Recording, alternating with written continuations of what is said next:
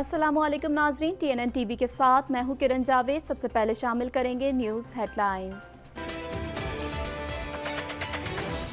मुल्क भर में फाल केसेस की तादाद 5,936 रह गई, जबकि कोरोना के मरीजों की तादाद 3,03,089 तक जा पहुंची। पाकिस्तानी कौम मुत्तहिद है, सिपह सालार कहते हैं कोई भी खतरा मुत्तहिद कौम के अज़म को मुतज़लज़िल नहीं कर सकता। कश्मीर आलमी सतह पर तस्लीम शुदा मुतनाज़ा इलाका है, वज़ीर ख़ारजा कहते हैं मकबूजा कश्मीर पर अक़वाम मुत्तहिदा की करारदादें मौजूद हैं। पुलिस मुल्क में कब्ज़ा ग्रुप बन गया है, chief justice Lahore high court कहते हैं अगर पुलिस कब्ज़ा ग्रुप बन जाएगी तो फिर मोटरवे जैसे वाक़यात होते रहेंगे। शरीफ खानदान की खवातीन पर मुकदमा दर्ज करना अफसोसनाक है, कैप्टन रिटायर्ड मोहम्मद सफदर कहते हैं 3 मरतबा वजीर आज़म रहने वाले की बेटियां आज अदालतों में पेश हो रही हैं। सेनेट ने कौमी असम्बली से मंजूर होने वाले इंसदादे दहशतगर्दी 2020 का तरमीमी बिल मुस्तरद कर दिया। ब्रिटिश एयरवेज 14 अक्टूबर को हीथ्रो एयरपोर्ट से लाहौर के लिए पहली परवाज ऑपरेट करेगी। बरतानिया से लाहौर के लिए हफ्ते में 4 परवाजें चलाई जाएंगी। कनाडा और अमेरिका की सरहद की बंदिश में 21 अक्टूबर तक तौसी हो सकती है। अमेरिका में लगने वाली आग का धुआं कनाडा के तकरीबन 5 सूबों तक फैल गया है। कोरोना वायरस के मरीजों की मुश्किलात में इजाफा हो गया। कैनेडियन हुकूमत की जानिब से अमरीकी मसनूआत पर टैरिफ आयद करने के ऐलान के बाद अमरीका ने महसूलात में इजाफे को वापस लेने का ऐलान कर दिया। कनाडा में कोरोना वायरस के फैलाव का सिलसिला जारी, मुतासर होने वाले अफराद की तादाद 1,38,803 हो गई। शामी सदर बशार अल असद को रास्ते से हटा देना चाहता था। ट्रंप का कहना था कि मंसूबा तैयार था पर हम इस पर अमल दरामद नहीं करा सके। कोरोना वैक्सीन 1 माह में दस्तयाब हो सकती है, अमरीकी सदर डोनाल्ड ट्रंप का बड़ा दावा सामने आ गया। दुनिया भर में कोरोना वायरस से मुतासर अफराद की तादाद 2,97,34,104 तक जा पहुंची है, जबकि इस मूजी वायरस से हलाकतें 9,39,279 हो गईं। हेडलाइंस आपने जानी और अब खबरें तफसील के साथ।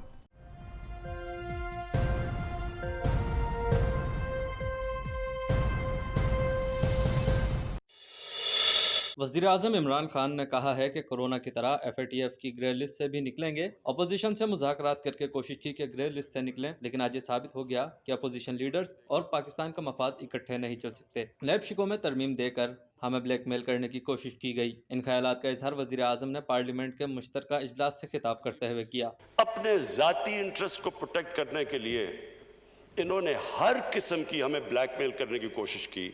यानी इन्होंने समझा कि जी इतना खौफजदा होंगे कि कहीं ब्लैक लिस्ट ना हो जाए। इन्होंने 38 शिकें थी जो हैं नैब के कानून में, उसमें से 34 में इन्होंने अमेंडमेंट्स का हमारे सामने रख दी। यानी 34 नैब के एक्ट में अमेंडमेंट्स का मतलब कि नैब को दफन कर दो। सो इन्होंने इस्तेमाल किया फैटफ को अपने जो करप्शन के केसेस थे वो बचाने के लिए।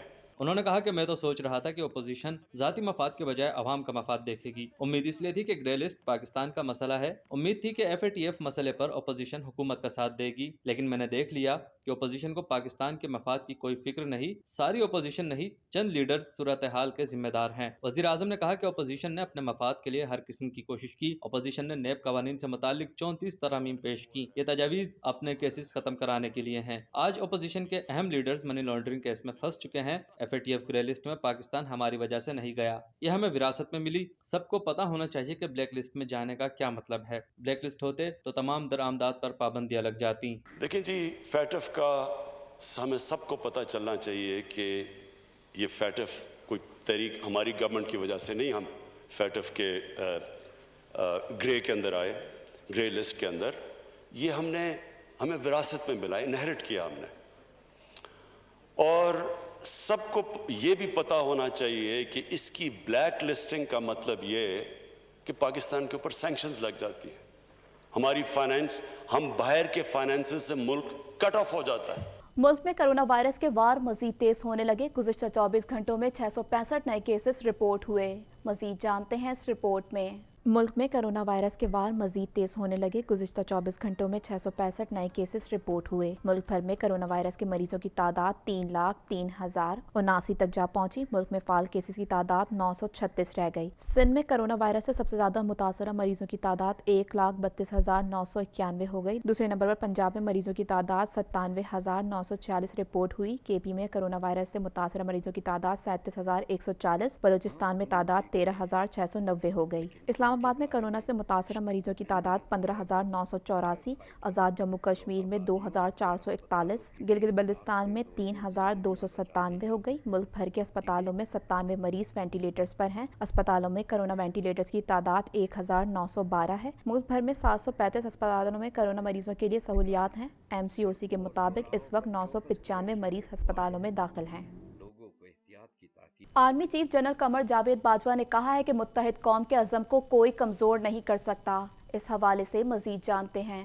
Army chief general Qamar Javed Bajwa نے کہا ہے کہ متحد قوم کے عزم کو کوئی کمزور نہیں کر سکتا۔ آئی ایس پی آر کے مطابق army chief general Qamar Javed Bajwa Rawalpindi میں لیفٹیننٹ ناصر حسین کے گھر گئے اور انہوں نے شہید کے اہل خانہ سے ملاقات کی۔ اس موقع پر آرمی چیف نے شہید کے بلندی درجات کے لیے فاتحہ خوانی کی۔ Army chief general Qamar Javed Bajwa نے شہید کو خراج عقیدت پیش کرتے ہوئے کہا کہ لیفٹیننٹ ناصر حسین نے مادر وطن کے دفاع کا فرض ادا کرتے ہوئے اپنی جان کا نذرانہ پیش کیا۔ انہوں نے شہید کے اہل خانہ کے حوصلے کو بھی خراج تحسین پیش کیا۔ جنرل قمر جاوید باجوہ کا کہنا تھا کہ پاکستانی قوم متحد ہے اور اپنے ہیروز کی قدر کرتی ہے۔ کوئی بھی خطرہ متحد قوم کے عزم کو متزلزل نہیں کر سکتا۔ واضح رہے کہ لیفٹیننٹ ناصر حسین خالد 3 ستمبر کو شمالی وزیرستان میں دہشت گردوں کے حملے میں شہید ہوئے تھے۔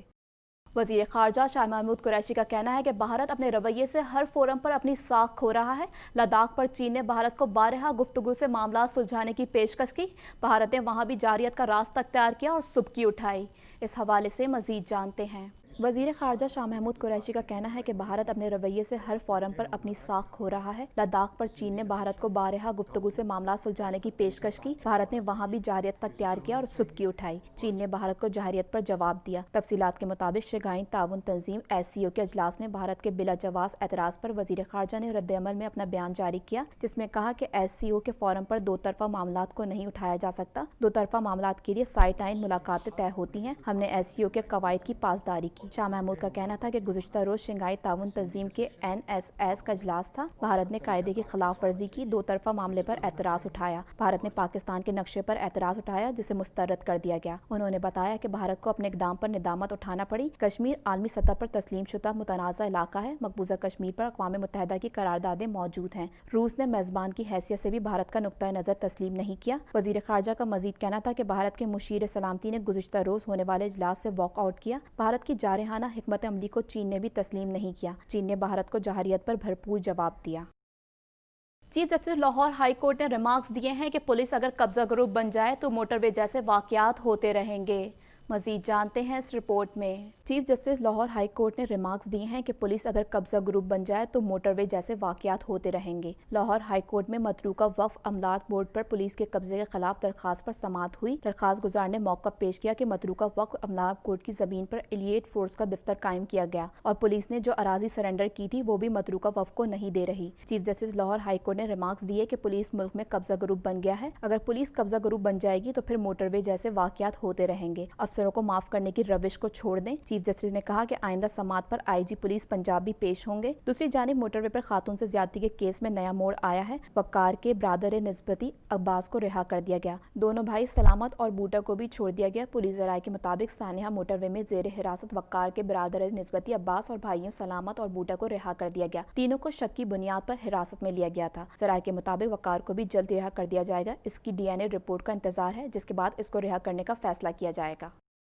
مسلم لیگ نون کے رہنما کیپٹن ریٹائر محمد صفدر کا کہنا ہے کہ جو مشرف کے ساتھ ہوا تھا اس کا نواز شریف سے بدلہ لیا جا رہا ہے۔ مزید جانتے ہیں اس رپورٹ میں۔ मुस्लिम लीग नून के रहनुमा कैप्टन रिटायर्ड मोहम्मद सफदर का कहना है कि जो मुशर्रफ के साथ हुआ था इसका नवाज शरीफ से बदला लिया जा रहा है। इंसदाद दहशतगर्दी अदालत के बाहर मीडिया से गुफ्तगू करते हुए मुस्लिम लीग नून के रहनुमा कैप्टन रिटायर्ड सफदर ने कहा कि मैंने बतौर आर्मी ऑफिसर मुल्क की सालमियत का हल्फ उठाया हुआ है। कैप्टन रिटायर्ड सफदर का कहना था कि हुकूमत अब हमारे खिलाफ दहशतगर्दी दिफात के तहत मुकदमा दर्ज कर रही है। 3 मरतबा वज़ीर आज़म रहने वाले की बेटियां आज अदालतों में पेश हो रही हैं। उन्होंने कहा कि शरीफ खानदान की खवातीन पर मुकदमा दर्ज करना अफसोसनाक है। पंजाब में जिस तरह की तर्ज हुकूमत हो रही है इसको तब्दील होना चाहिए।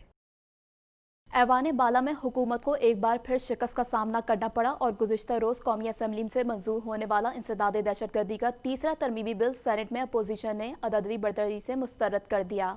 मज़ीद जानते हैं इस रिपोर्ट में। सेनेट ने कौमी असम्बली से मंजूर होने वाले इंसदाद दहशतगर्दी 2020 का तरमीमी बिल मुस्तरद कर दिया। मीडिया रिपोर्ट के मुताबिक ऐवान बाला में हुकूमत को एक बार फिर शिकस्त का सामना करना पड़ा और गुज़िश्ता रोज़ असम्बली से मंजूर होने वाले इंसदाद दहशतगर्दी का तीसरा तरमीमी बिल सेनेट में अपोजिशन ने अददी बढ़तरी से मुस्तरद कर दिया। बिल के हक में 31 जबकि मुखालफत में 34 वोट पड़े। गुज़िश्ता रोज़ कौमी असम्बली से मंजूर होने वाले इंसदाद दहशतगर्दी तरमीमी बिल 2020 में तफ्तीशी तरीक़ाकार में नई टेक्निक इस्तेमाल करने की शिक शामिल की गई थी, जिसके तहत तफ्तीशी अफसर अदालत की इजाज़त से 60 दिन में बास टेक्निक इस्तेमाल के दहशतगर्दी में रकूम की फरहामी का सुराग लगाएगा। इंसदाद दहशतगर्दी तरमीमी बिल के तहत इन टेक्निक में खुफिया ऑपरेशंस, मवासलात का सुराग लगाना, कंप्यूटर सिस्टम का जायजा लेना शामिल है, जबकि अदालत को दरखास्त देकर मजीद 60 दिन की तौसी हासिल की जा सकती है। दूसरी जानिब ज़िमनी एजेंडे के तौर पर बिल लाने पर अपोजिशन अरकान ने भरपूर एहतजाज किया था। ब्रिटिश एयरवेज ने बरतानिया से लाहौर के लिए हफ्ते में 4 परवाजें चलाने का ऐलान किया है, जबकि इस्लामाबाद से भी अपनी हफ्तावार परवाजें चला रही है। मजीद जानते हैं इस रिपोर्ट में।